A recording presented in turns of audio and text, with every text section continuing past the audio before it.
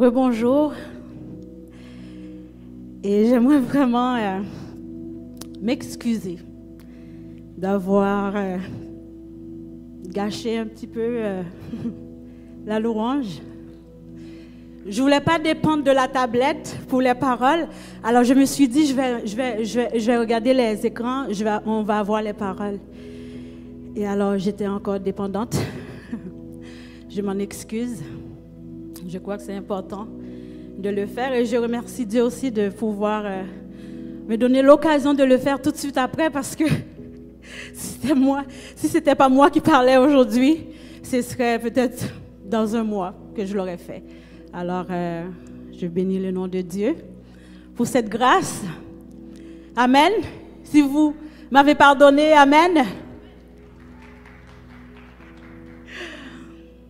Alors, comme je l'ai dit, je suis là devant vous ce matin par la foi, sachant que ce n'est ni par la force, ni par la puissance, mais c'est par l'Esprit. Zacharie 4, verset 6. Depuis que je suis toute petite, je chante. Mais je ne suis pas à l'aise. Ouais. À l'aise avec la parole. Alors, c'est toujours un stress quand je dois parler. Mais, puisque c'est Dieu, lorsqu'il te choisit, on peut bien essayer de lui convaincre que, bon Seigneur, nous ne sommes pas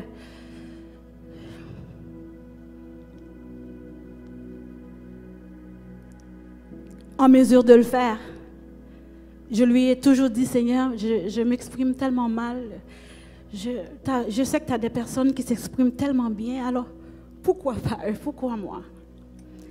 Mais sa réponse, malheureusement pour moi et heureusement pour lui, puisque je vis par la foi, alors je lui fais confiance. Parce que il me parlait, ça fait quelques mois qu'il me parle, que je devais... Il veut m'utiliser pour vous encourager. Et à toutes les fois, j'ai essayé de m'enfuir. Mais au mois de décembre, j'ai dit, bon, ok, Seigneur, tu sais quoi? Je ne veux plus courir. Je ne veux plus me cacher. Que ta volonté soit faite. Alors, une fois que j'ai terminé, j'ai fait cette prière, j'ai donné mon oui. Il m'a dit, ok, dans Ésaïe 51,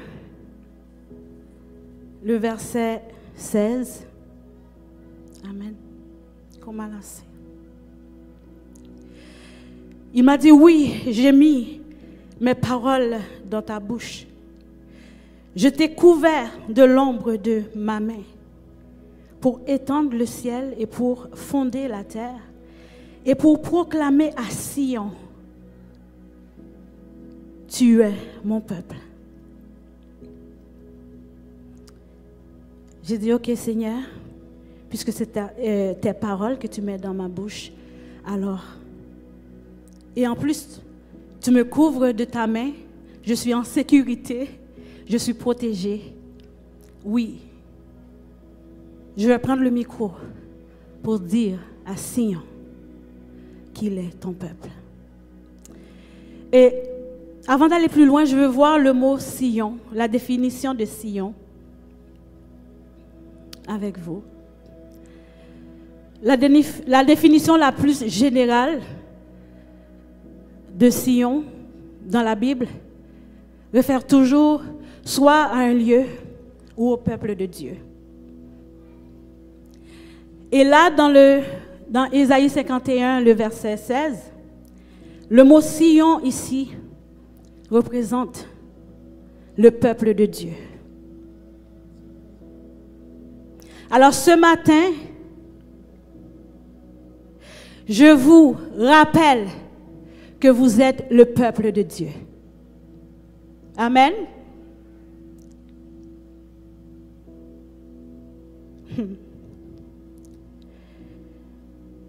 Le peuple de Dieu ce matin, c'est l'Église. Nous sommes l'Église. L'Église, ce n'est pas le bâtiment, ce n'est pas la place qu'on est qui est l'Église, mais c'est nous, chacun d'entre nous. Parce que Jésus avait dit dans les évangiles, je bâtirai mon Église. Et dans le verset 2, dans toujours Ésaïe 51, le verset 2 dit, regardez le rocher d'où vous avez été taillé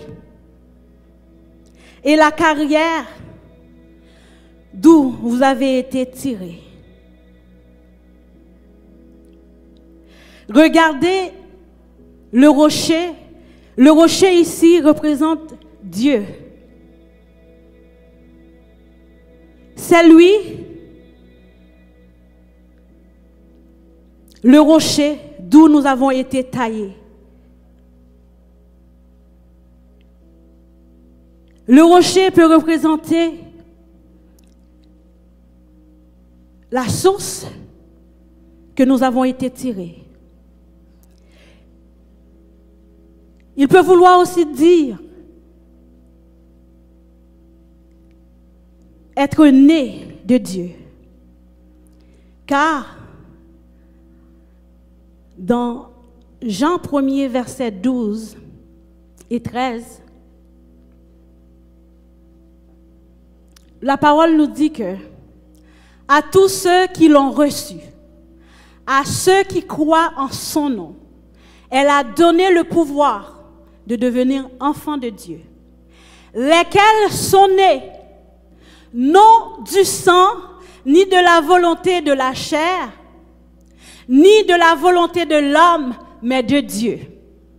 Alors nous avons été taillés, nous avons été construits en tant qu'Église par Dieu. Nous sommes nés de Dieu. Alors, vous êtes d'accord avec moi que nous sommes le peuple de Dieu. Amen. Alors, si nous sommes le peuple de Dieu, lorsque je dis Sion, ou que je dis l'Église, nous sommes le peuple de Dieu. Alors, ce matin, je vous rappelle que vous êtes le peuple de Dieu. Bon, il n'y a rien.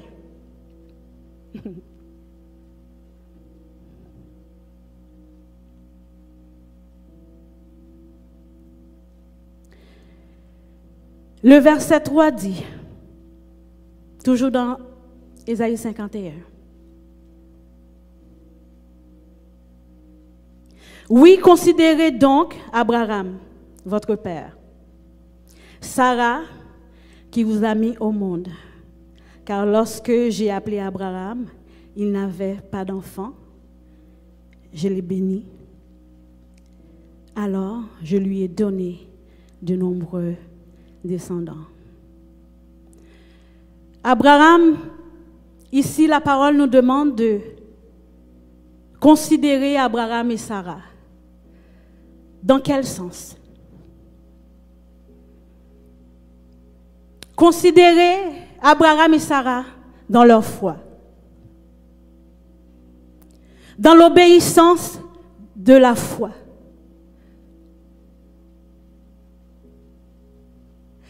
Abraham et Sarah avaient confiance en Dieu. Ils ont fait confiance en Dieu, confiance à Dieu. Ils se sont abandonnés à Dieu. Ils étaient fidèles à Dieu.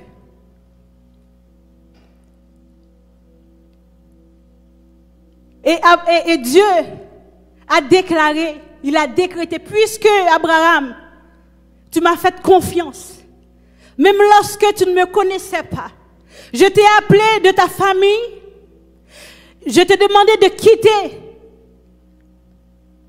ton lieu de naissance pour aller quelque part que tu n'avais aucune idée. Tu m'as suivi. Alors je te décrète le Père de la foi. Alors c'est pour cela que ici, la parole va nous dire de considérer Abraham et Sarah. Pourquoi? Parce que nous aussi, nous croyons en Dieu par la foi. Nous aussi, nous sommes venus à Dieu par la foi. Nous aussi, nous servons Dieu par la foi. Alors, nous sommes le peuple de Dieu. Est-ce que vous êtes d'accord avec moi? Nous sommes Sion. Est-ce que vous êtes d'accord avec moi? Nous sommes enfants de Dieu. Est-ce que vous êtes d'accord avec moi? J'ai besoin de votre participation, s'il vous plaît, parce que ça va m'aider beaucoup à passer le stress. Alors, nous sommes l'Église. Est-ce que vous êtes d'accord avec moi? Merci beaucoup.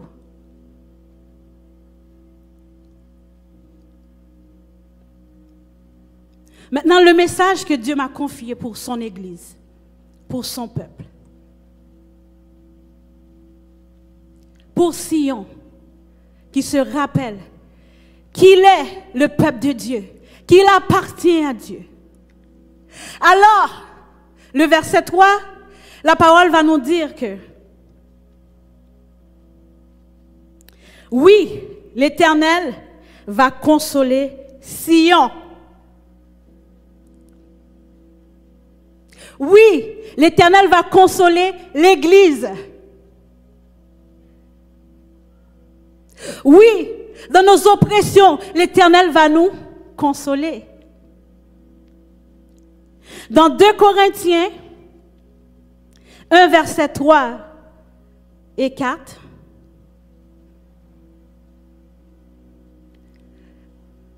il nous dit que béni soit Dieu, le Père de notre Seigneur Jésus-Christ, le Père des miséricordes et le Dieu de toute consolation, puisque nous sommes son peuple,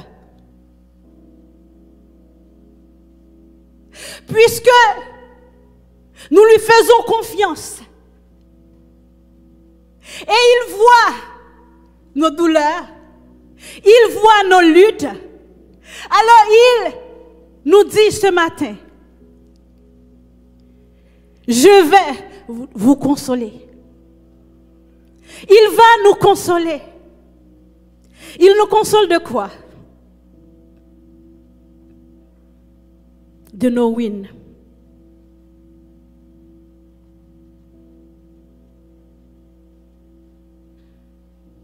Matthieu 24, verset 6, 13. Nous lisons.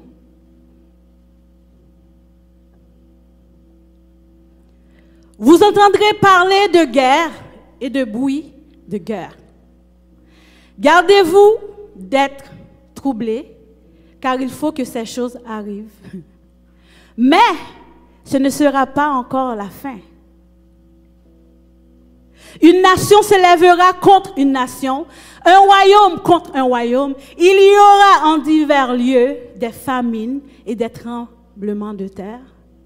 Tout cela ne sera que le commencement des douleurs. Alors on vous livrera au tourment et on vous fera mourir. Vous serez haïs de toutes les nations à cause de mon nom. Alors aussi plusieurs succomberont et ils se trahiront. Ils se haïront les uns les autres. Plusieurs faux prophètes s'élèveront et ils séduiront beaucoup de gens. Et parce que l'iniquité sera accrue, la charité du plus grand nombre se refroidira. Alors je vous annonce ce matin, voilà ce qui nous attend, ce qui va arriver. Vous pouvez laisser le verset s'il vous plaît, merci. Dans le monde. Alors nos wins ce matin représentent ce que nous vivons présentement et ce qui est à venir.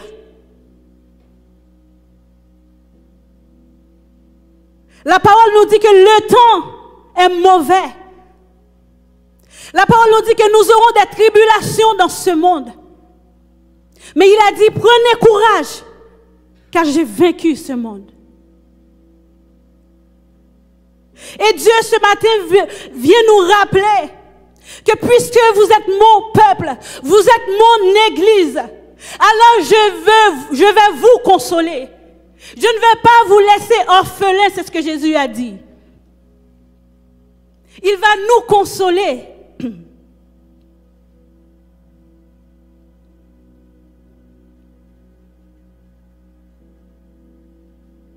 Il a dit qu'il a compassion de nous.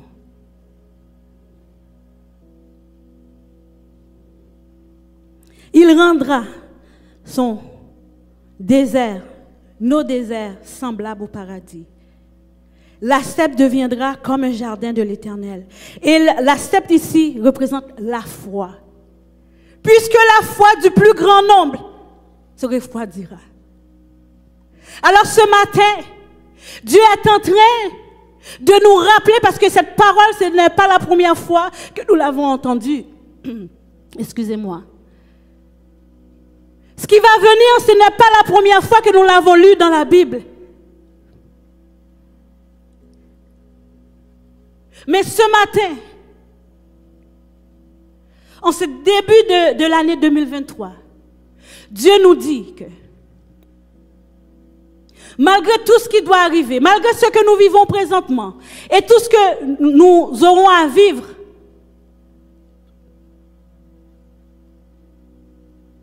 si, le verset 13, nous persévérons jusqu'à la fin, nous serons sauvés.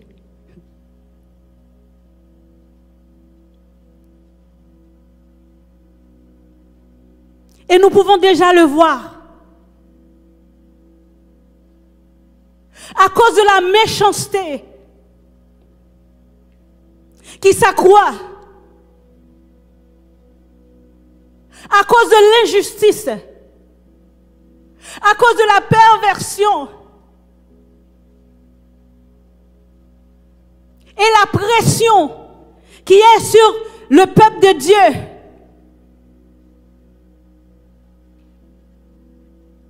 Et cette pression nous presse jour après jour. Si nous ne persévérons pas, si nous ne restons pas accrochés à notre Dieu, on va perdre la foi. Et la parole, et Dieu nous a dit dans 2 Timothée, ce n'est pas sur les diapos, 2 Timothée 2, verset 4. Ce qu'il veut, c'est que tous les hommes soient sauvés et parvenir à la connaissance de la vérité. Alors Dieu ne veut pas nous perdre.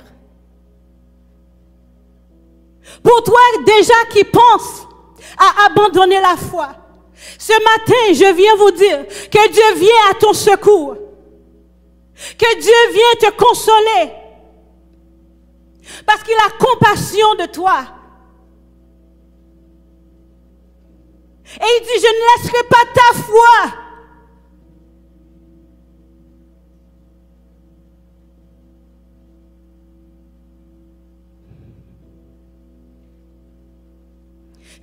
qui est précieuse pour Dieu.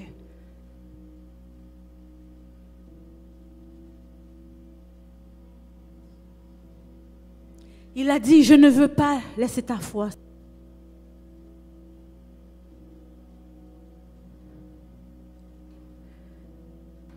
Et pour continuer, il dit, la joie et l'allégresse y régneront. Et l'on y entendra de la musique et des chants de reconnaissance. Alléluia. Voilà ce que Dieu nous dit ce matin. Malgré la pression que nous vivons, malgré la méchanceté qui s'accroît, malgré les plans des hommes et du malin, il ne nous laissera pas abandonner.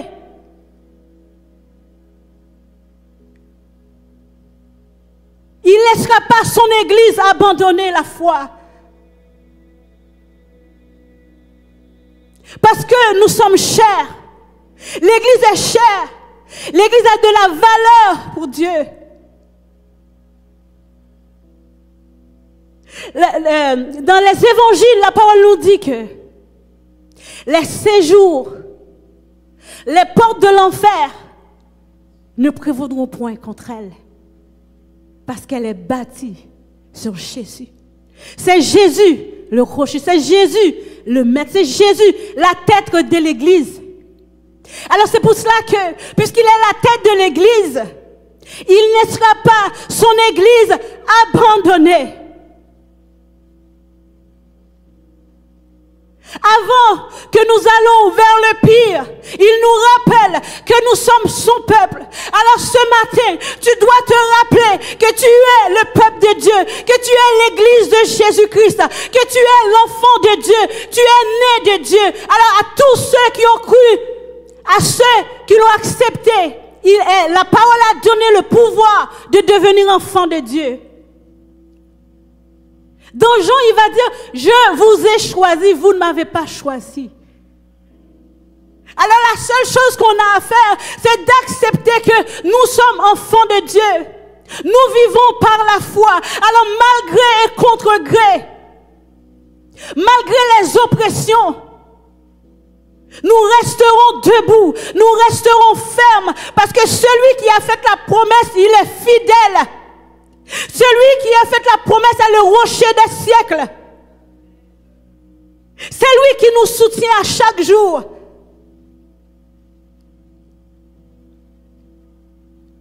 On doit s'accrocher. On doit rester ferme sur les promesses de Dieu. Parce que nous savons que nous devons passer à travers des difficultés. Nous savons que les choses ne deviennent pas meilleures, mais vont de pire en pire. Alors si nous ne nous tenons pas par la foi, parce que dans Jean, la parole va nous dire que ce qui fait la différence entre nous et ceux qui ne croient pas, c'est parce que nous avons la foi. Ceux qui n'ont pas la foi ce matin sont dans la dépression. Ça ne veut pas dire que nous ne passons pas à travers la dépression. Ça ne veut pas dire que les chrétiens ne passent pas à travers l'anxiété. Mais nous ne sombrons pas sous l'oppression. Nous ne sombrons pas dans la dépression. Parce que nos yeux sont fixés. Il a dit, regardez le rocher d'où vous avez été taillé. Alors si tu crois que tu as été taillé de Dieu, si tu es né de Dieu, n'abandonne pas la foi. N'abandonne pas la foi. Parce que celui qui a fait la promesse, il est fidèle. Il dit, ce qu'on entendra chez nous, c'est la joie et l'allégresse. La musique et des chants de reconnaissance à travers tout. Comme le psaume, j'ai oublié c'est quel psaume, mais je pense que c'est le psaume 46, excusez, qui dit, Dieu est mon refuge. Même lorsque la terre est bouleversée. Puisque Dieu est mon refuge. Puisque Dieu est celui qui me soutient, puisqu'il est le fondateur, puisqu'il est le créateur. Lors du déluge, il était assis sur le trône. Alors malgré ce que nous voyons aujourd'hui, malgré les plans des hommes que nous voyons aujourd'hui, malgré l'inflation, malgré les mentalités,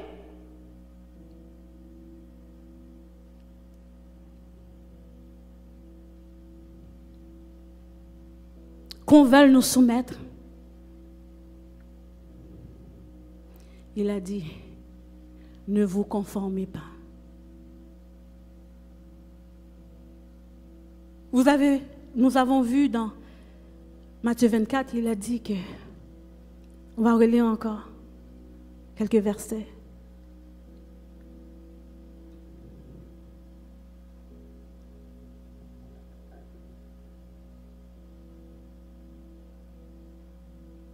Une nation s'élèvera contre une nation. Un royaume contre un royaume. Il y a la famine, tremblement de terre, les bruits de guerre. Mais il dit, ne vous conformez pas.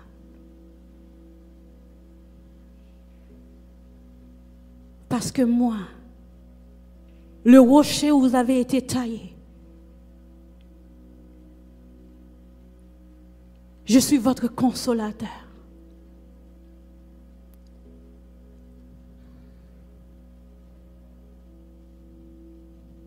J'ai compassion de vous.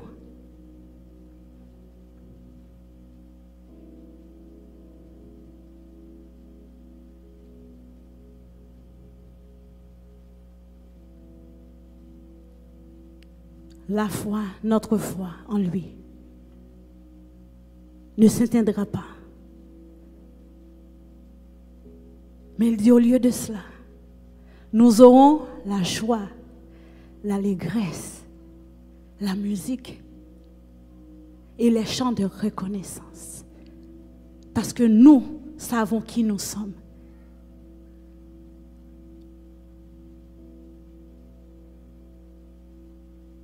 Nous savons sur quel rocher.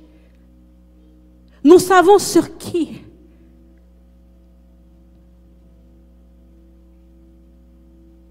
Nous nous tenons.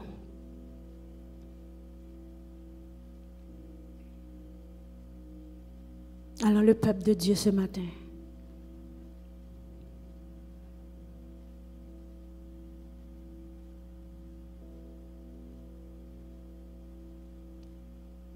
le peuple de Dieu ce matin, l'Église, sachons qui nous sommes. Ne nous laisse pas intimider. Ne nous laisse pas décourager.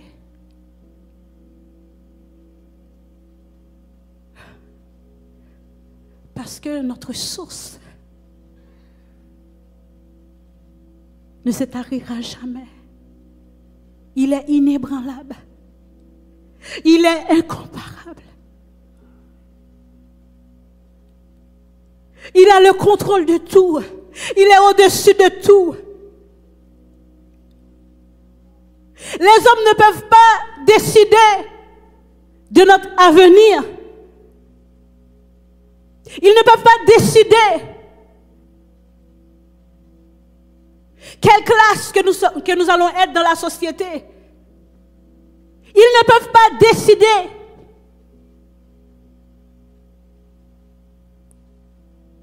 comment nous allons vivre, comment nous allons penser.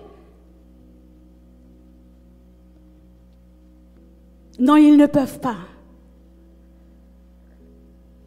Parce que sur Christ,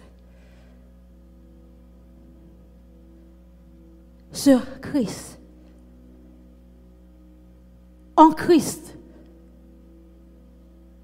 nous sommes attachés.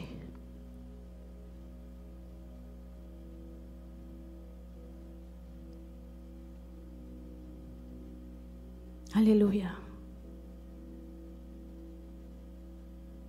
Je vais vous demander, je vais vous inviter de vous mettre debout.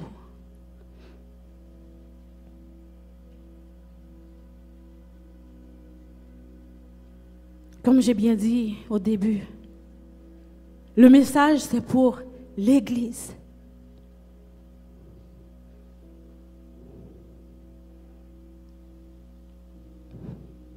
Mais s'il y a quelqu'un ici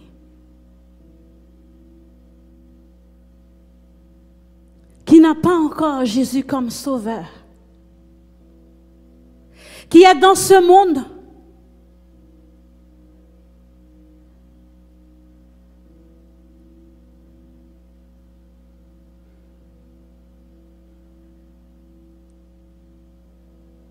et qui n'ont pas encore fait cette rencontre avec Jésus.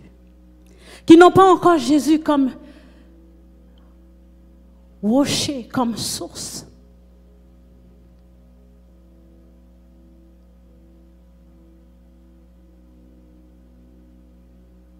Si vous êtes dans la salle, ou que vous soyez sur n'importe quelle plateforme, j'aimerais que vous fassiez cette prière avec moi.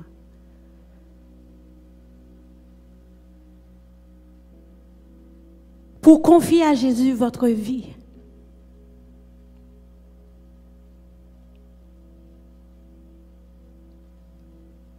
Vous répétez avec moi, Jésus, viens dans mon cœur. Pardonne-moi mes péchés. Lave-moi. Change-moi. Libère-moi. Et ne me laisse plus être le même à partir d'aujourd'hui. Jésus, je crois que tu es le Fils de Dieu. Tu es mort et ressuscité pour moi. Aide-moi à rentrer et vivre dans le plan génial que tu as pour ma vie. Je te remercie pour le pardon de mes péchés et pour la vie éternelle. C'est en ton nom que je prie. Amen. Alors si vous avez fait cette prière, je vous dis maintenant que vous êtes enfant de Dieu. Et que dans le ciel présentement, il y a une célébration pour toi. Parce qu'à toutes les fois qu'un être humain vienne à la repentance, il y a une célébration dans le ciel. Alors bienvenue dans la famille de Dieu. Et maintenant avec moi, nous allons faire cette déclaration. Nous allons confirmer et affirmer qui nous sommes en Dieu, notre identité en Dieu. Parce que ce que Dieu veut ce matin, c'est qu'on se rappelle qui nous sommes et qui il est. Et que nous devons vivre par la foi.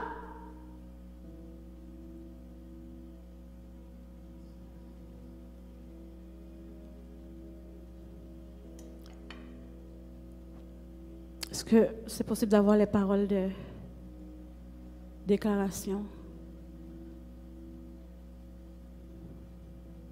Et que tout le monde, nous allons lire ensemble. Pas lire, mais déclarer, proclamer. Parce que la proclamation, c'est la confession de la parole de ce que Dieu dit. Et la parole que nous entendons vient de Dieu. Et elle crée la foi. Elle booste la foi.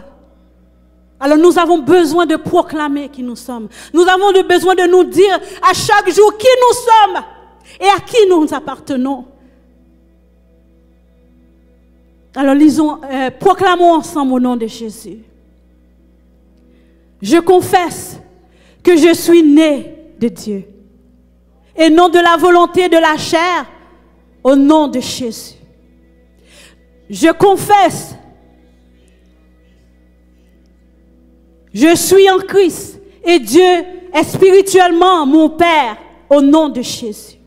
Je confesse que je suis un héritier ou une héritière de Dieu.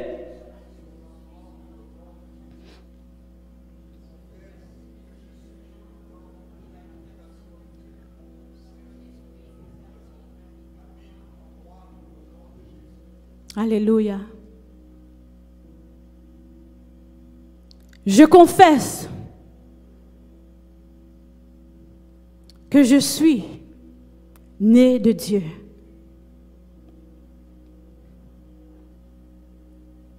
Alléluia. Je confesse, j'aimerais que vous le fassiez.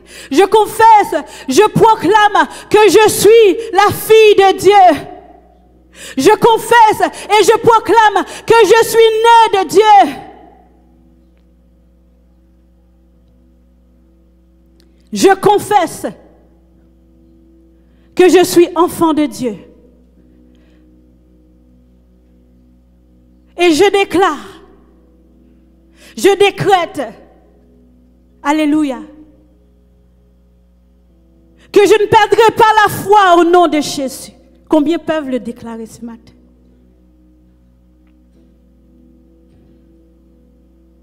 Je confesse, malgré les oppressions, malgré la pression, je n'abandonnerai pas la foi au nom de Jésus. Je confesse que malgré la maladie, malgré les difficultés, je n'abandonnerai pas la foi au nom de Jésus.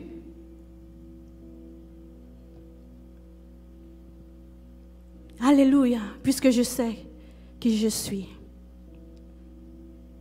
et d'où j'ai été tiré.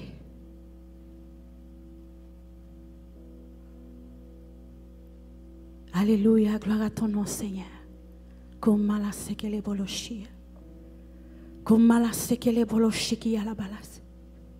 Père éternel, nous te remercions ce matin pour ce privilège que tu nous donnes d'être enfants de Dieu. Père, nous confessons ce matin que tu es notre Père, tu es notre source, tu es le rocher où nous avons été taillés ce matin. Nous sommes ton peuple, alléluia. Nous voulons te remercier, Papa, d'être notre consolation. Merci pour ta compassion envers nous. Merci pour ton aide. Merci parce que tu ne nous laisses pas sombrer. Mais tu viens à notre secours. Merci d'être notre secours, d'être notre refuge. Et aujourd'hui, Papa, nous avons la conviction de qui nous sommes. Parce que nous savons que ta parole, elle est puissante et est efficace. Et tous ceux qui l'ont entendu ce matin, toutes celles qui l'ont entendu ce matin, alléluia, va désormais se rappeler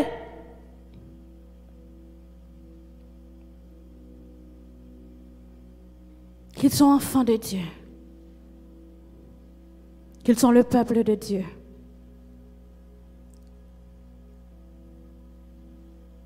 Merci pour tous ceux qui ont cru et accepté Jésus-Christ et confessé Jésus-Christ comme le Sauveur et leur Seigneur.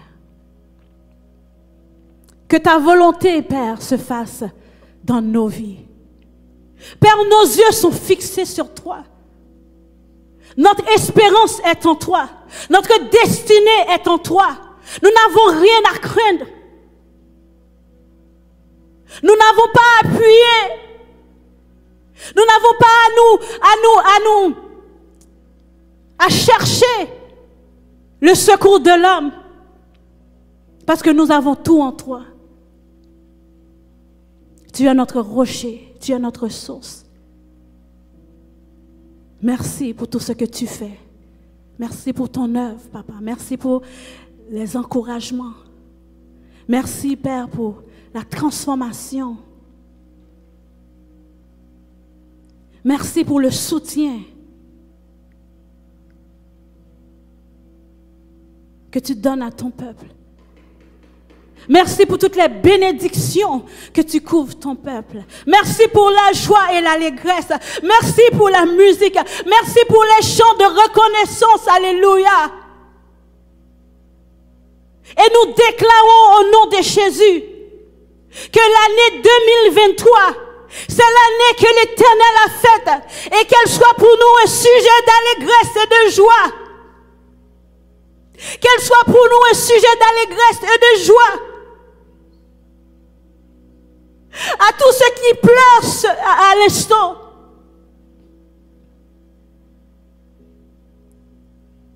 je vous dis courage.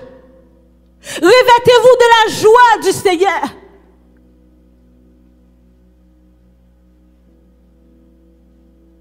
N'abandonne pas la foi. Parce que la paix et la joie que Dieu nous donne, il ne donne pas comme le monde, mais comme lui seul peut donner.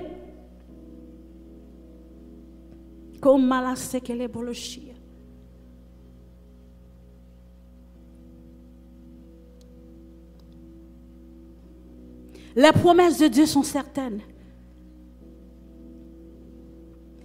Et la parole va nous dire, même si elle tarde, attends-la. Attends-la. Parce que notre Dieu est fidèle. Il nous voit. Il connaît nos troubles. Il voit nos troubles. Il sait.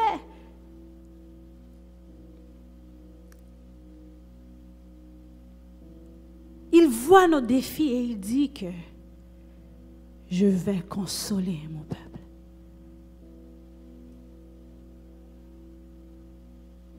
Je vais consoler mon peuple.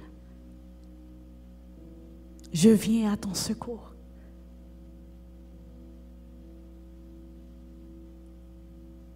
Je suis votre Dieu. Vous êtes mon peuple. Attachez-vous à moi. Restez dans la foi.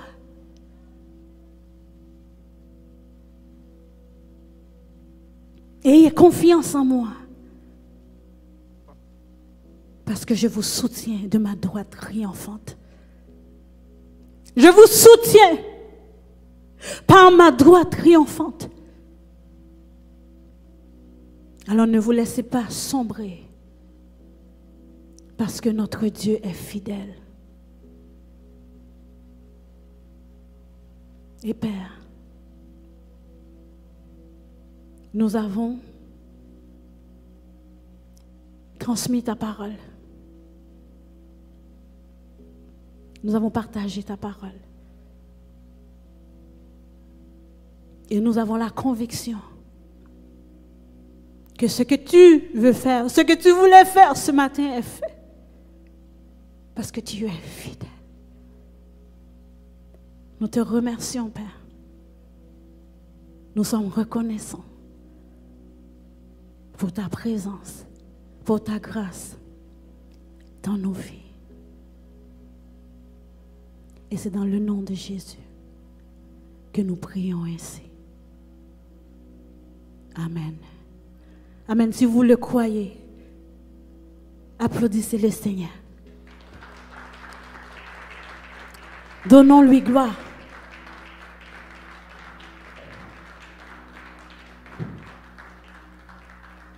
Au nom de Jésus.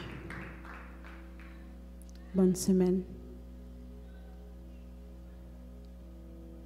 Restons fermes dans la foi. Amen.